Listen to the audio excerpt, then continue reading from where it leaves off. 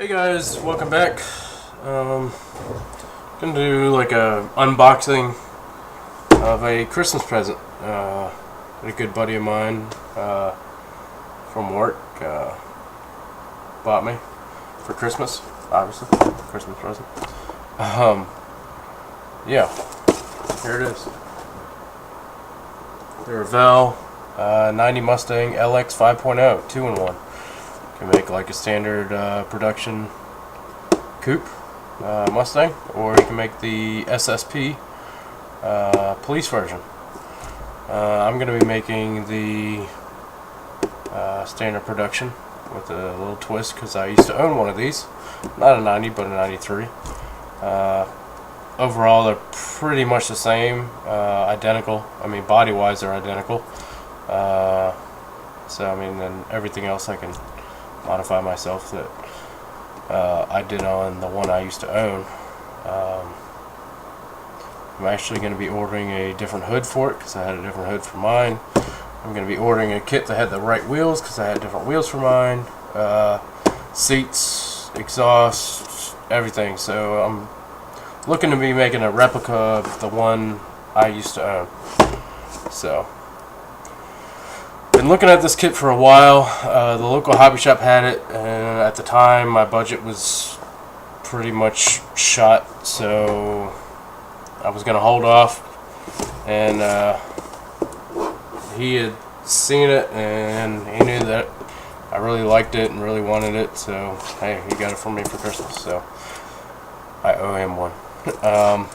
And I'll put a link to his channel in the comment section. Didn't really do a lot of videos, but the videos that he do, he does it pretty good if you're really into, the stuff that he likes. It's mostly audio systems, stuff like that. So, anyways, let's open this thing up. See what we got in here. It's been probably, I don't know, a good 5 years, if not 10 years, since I built a model car. So, and really this is what got me into modeling, is doing model cars. A friend of mine used to build a lot of model cars, and I thought it looked interesting, so I got into it, and that was probably, probably 20 years ago. Makes me feel old. So anyways, Revell, skill level 3. It is officially licensed by Ford. So, but I've seen a couple people have some gripes with the proportions of this, and a couple people have fixed it and made resin bodies for it, but I don't want to spend $100 on, upgrades to a $30 kit. So, here's all of the, all this is coming into focus. I need to hold it about here. Turn some more lights on for you guys. Here's all the chrome pieces. The wheels, which I will not be using. The headlights, which are nice that they come in chrome, because I believe the other one I built, which was a Cobra, 93 Cobra, all the headlights and taillights were all molded in. So these come in chrome, which is nice. Valve covers come in chrome. Taillight, not lenses, but the housings come in chrome. What else we got here? Some mirrors, the rear view mirror, and the rear tail lights. So yeah. Let's see here. Now we have the body. I'm going to go ahead and open this up out of the plastic here. Here's the body. And like other people notice, the roof line is a little, I don't know, I wouldn't say low. I don't know. I mean, a lot of people said there were a lot of problems with it as far as proportions go, but I don't know, I'm not really seeing that. I mean, this window area is a little bit longer than it needs to be. It needs to be a little shorter, but at this scale, I mean, I don't know, So I don't think it's really worth the trouble, or the trouble to modify it, or the price to go ahead and buy a resin body, which is, I mean, it's not real expensive. I think they're like $40 or something like that, but $40 is more than the cost of this kit. So to me, it's not, I don't know, maybe if I was, if I had more money in the bank, sure. But the main thing that isn't right, this I don't know if you all can see this here, this trunk lid here, it's flat. Alright, on the real Mustang, like this, it kind of raises up, and there's a little lip, not a wing, but it's the lip here. So on this one, for some reason, they made it flat. The only Mustangs that I believe had this trunk flat were like 86, or like 79 to like 86 had it flat, which this is clearly a 90, which is what they say on the box, so it shouldn't be flat. So I may or may not add some styrene strip here and filler and sand it all down and get it right. But other than that, it looks pretty good. This body line right here, I'll get something else here. This body line right here that runs along the bottom, that's never there on any Mustang, even on the GTs. So why they have a molding line there, I don't know. Maybe on the GT bodies, well, let's say GT body style, but the GTs were all hatchbacks, so they wouldn't even use any of this really. It'd be a whole different mold. So why that's on there, I don't know. That'll be removed. The front end looks good. What's nice is they have the Mustang embossed in the front bumper here, like they actually did. States that required a front license plate, that would cover that up, which is kind of a pain. And they have it on the back too, which is nice. So awesome. So that's the body. Pretty darn good. So I'm happy with it.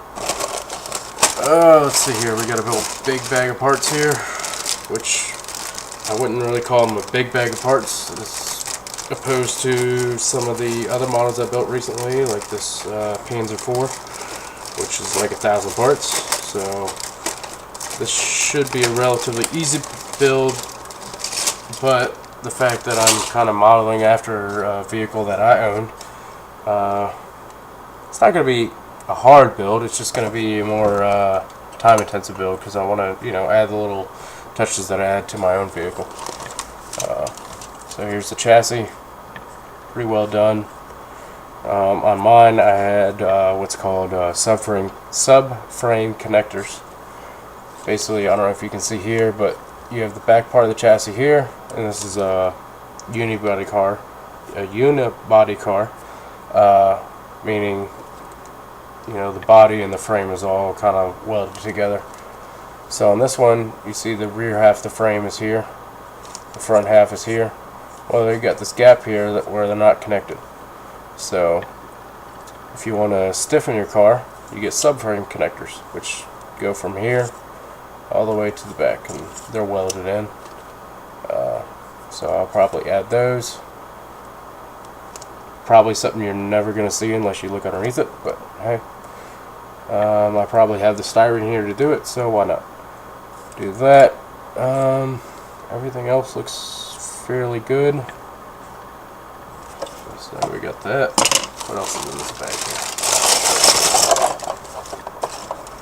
here? Alright, here we have sway bars front and rear. It's like part of the differential. Upper control arms, rear shocks, front struts, steering rack and pinion. So all that. Oh, what else is here? Not sure what. Excuse me. Not sure what that is. Yeah. Oh, the quad shocks. Okay, well, on the Mustang, you had the rear shocks. You'd have the rear shocks going from the body to the frame. Okay, sorry, the body to the rear axle. And then you would also have these quad shocks going from the rear axle to the body as well, but at basically 90-degree angle difference from the regular shocks, and that would control the rear axle better when you're getting on the power. Those I'll actually leave off, because on my car I had to take them off because of the tires I put on the rear would actually hit those, so I couldn't even put the tires on with these on, so I actually took them off. And when you go to a different shock setup, you really don't need them. So that's that sprue. What else we got here? This looks like the engine sprue. Yep. We got the block. We have the oil pan, the water pump, the air box, which I won't be using because I had a cold air intake on mine. So I'll be making that out of styrene tube. The exhaust, which is not the same as what I had, but pretty darn close. I had a whole stash of car parts that I threw out when I moved. So I may see if I can find anything better. If not, I'll use these. Intake won't be using since I have a different intake on mine. The cylinder heads, those will be fine. Alright, next sprue. This is more interior. We got the dash, which I may or may not be changing, because on mine, instead of having a factory radio, I had like a CD player, because in 90s we had tape players. You could get a CD player for an option, I think, but most didn't, and definitely mine didn't. So did that, and I also had some gauges here that I'll probably be scratch building. Center console, that's pretty much going to stay the same. The armrest I won't be putting in because I didn't have the armrest in mine, took that off. The pedals is fine, the gauge cluster, the steering wheel is the same. So this is all pretty much center console and dash. The other sprue, interior parts, that can pretty much all stay the same. The only thing I might add is mine right here underneath the armrest had pockets. I think they call them a map pocket, which I don't know how many of you nowadays carry maps with you, because pretty much all of our phones have like either Google Maps or the Apple version of Google Maps. So nobody really carries maps anymore, but you can always store stuff in there, so I may or may not add those in there. The speaker grills aren't quite accurate, but once it's all put together, you're really not going to be able to see them. The seats, I may or may I probably won't be using them. I'll probably be using, like I said, I had to get the right wheels, and that comes from a 99 Cobra kit, and I'll probably be using the seats out of those because those are closer to the seats I had in mind, which were actually 2003, 2004 Cobra seats. The rear back seat I may or may not use because I actually took mine out and put a whole stereo system in the back seat, because the few of you that have ever been in these cars, the back seat is pretty much useless unless you do not have your legs, like they've been amputated, you're not born with them, because if you do have your legs, then they're not going to be very comfortable in the back seat of this thing. Yeah. No offense to people who don't have their legs, but it's cramped. Here's the exhaust. This car had 4 catalytic converters on it. Mine, fortunately, had no catalytic converters on it, so I'll be redoing all of that. The mufflers can stay the same because although they weren't original mufflers, they were same overall shape. The tailpipes I'll probably be cutting off and making my own. The brakes are not the same because I took those off of a 99 Mustang, so I'll probably be using that off of the donor kit that I get for the wheels, seats, and etc. Same thing with the rear brakes. Then we have a battery here, which mine was located in the trunk, so I won't use that. And we got a rear differential cover. Next sprue. Alright, we got the front K member. This is pretty much the front suspension, control arms, etc. That's all fine. Detail looks good. Not great, but good. Rear axle, we have that here too. That looks fine. Except I may, these rear control arms here, may replace those, make some scratch build, because my vehicle had tubular control arms. that actually let you adjust the height of the vehicle up and down using them. So I may make those out of styrene. Next sprue, we have the hood, which looks awesome for a stock hood, except mine wasn't a stock hood, it was a cow hood. Right here, it would be raised up. I call it a cowl induction hood. So there's a company online on eBay that makes these out of resin, the correct one that I need. So I'll be buying that off of him the next week or so. And my one gripe with Revell, well, actually I believe most model car manufacturers, don't put the sprue attachment point right there. I mean, now that I'm better at making models, I could probably be alright with it, but those that are not will just snap it off there and it'll leave a big nice chunk or a gap, or it'll dig into this area where you don't want it to, and then you got a gap to fill, or it's just going to look like crap if you don't fill the gap. So I don't understand why they don't just put it down here where it goes into the body that you never see. So yeah. Anyways, now we have the firewall. Looks good. Got the brake booster. I'll probably run some wiring back here because there was a ton. Wiper blades, mirrors, those all look fine. Next one. We have the rest of the K member, which the engine will sit into. That looks fine. Got a master cylinder, fine. Drive shaft, it looks fine. Although I may modify this one because the vehicle I own, I put a aluminum drive shaft on it, which is a bigger diameter. So I may put like a styrene sleeve over that. I don't know.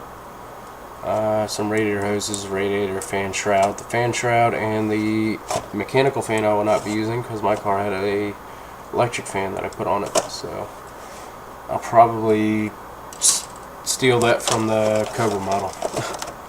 What else we have here? We have the upper intake manifold, the fan, the belt system, alternator, all the accessories, power steering pumps, whatever, distributor, starter.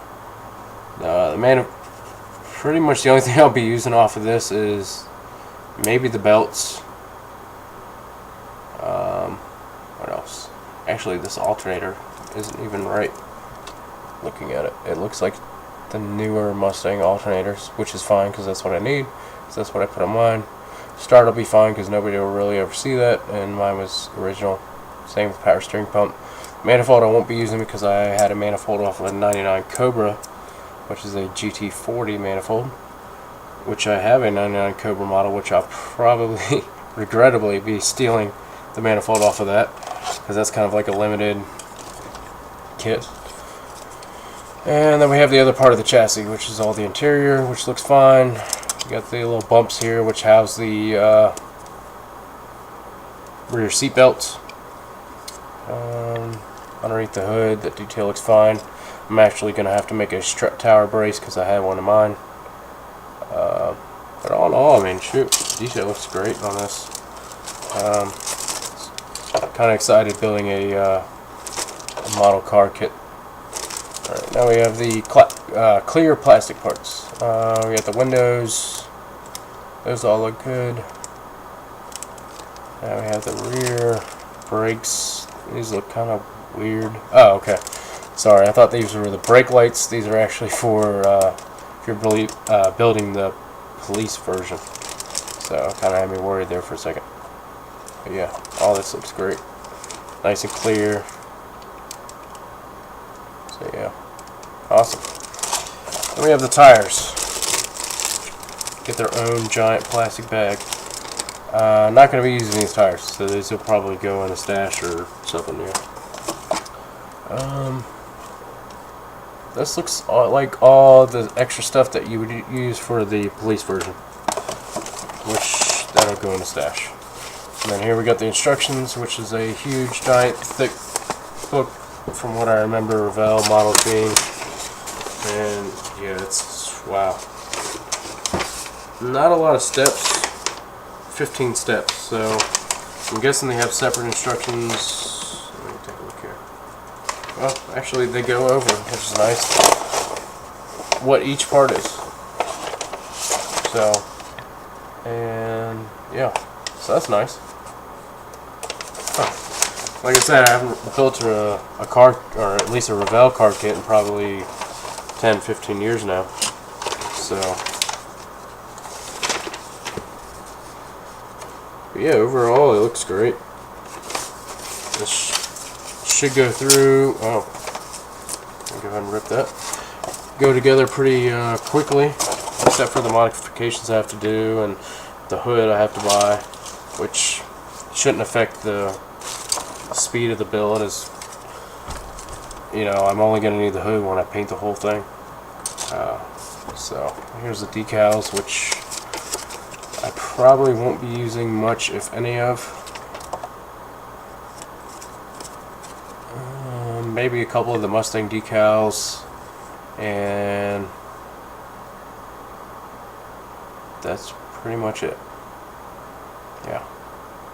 Oh, instrument cluster. Yeah, I'll be using that. So, hey, overall, I think this is a great kit. I'm pretty darn excited to build it. I mean, ever since I've seen it at the hobby shop, I've always wanted to build a replica of the car I used to own. And other than a small resin company that has pretty much stopped, you can't find the bodies anymore. They made a resin body version of this. You can't get them. So I was happy when Revell came out with this. So anyways, guys, stay tuned for that. And I think that's about it. Oh, I got this Battlestar Galactica Viper Mark II. It's going together. Its construction's pretty much done. I'm doing the decals now, which the decals suck. Anybody who builds this kit, if you're halfway decent at painting, paint the stripes. Paint all the red, because they don't even look red. They're like tomato color or something. I don't know. They're not good. But yeah, anyways, guys, thanks for watching, and Happy New Year.